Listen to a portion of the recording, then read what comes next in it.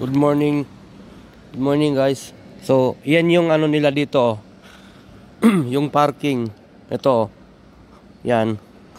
So ngayon, pag pumarada ka na dyan, may sensor na yan dyan na ano, tataas. Ito, tataas. So maglalak na siya dun sa ilalim ng sasakyan mo.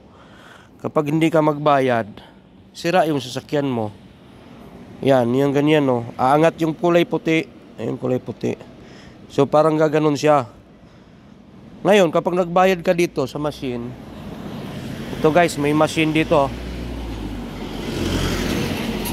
Ayan, dyan ka magbayad sa machine, no? Dyan, no? Ipipindutin mo, maghulog ka, tapos yung plate number mo, lalabas yung resibo. Dito, resibo, dito. Dyan, dadaan yung resibo. Tapos dito rin yung sukli. Dyan, dito yung sukli, oh. Dito sukli, lalabas. So, ano lang, coins lang ihulog mo dito. 500 yen, 150, tsaka 10 na yen. Tapos, okay. Yan, guys. Ayan. Tapos yan. Pag nakuha mo na yung ano mo, guys, yung ano mo doon, resibo, ito siya, bababa na to. Bababa na to. Bababa na to siya, yan. So, ano na yan, tawag nito na, ready ka na para alis. Yun yung mga parking dito, yun o. Overnight, 1,000 yen. Parang ano lang, 100. Yan o. Oh, mga ganyan.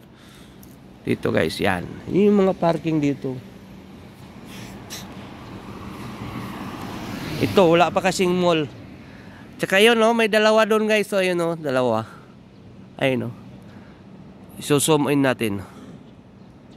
Ayun, no. Yun, dalawa. Yun, no, dalawa. Yun, no, dalawa. Oh.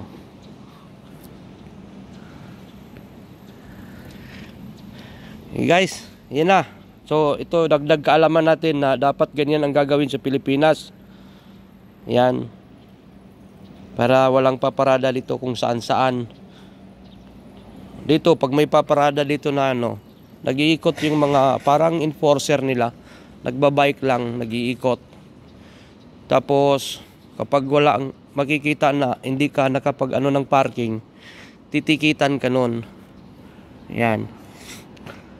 Yan dito.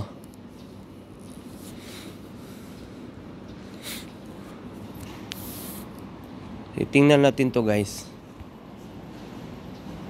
Ayan.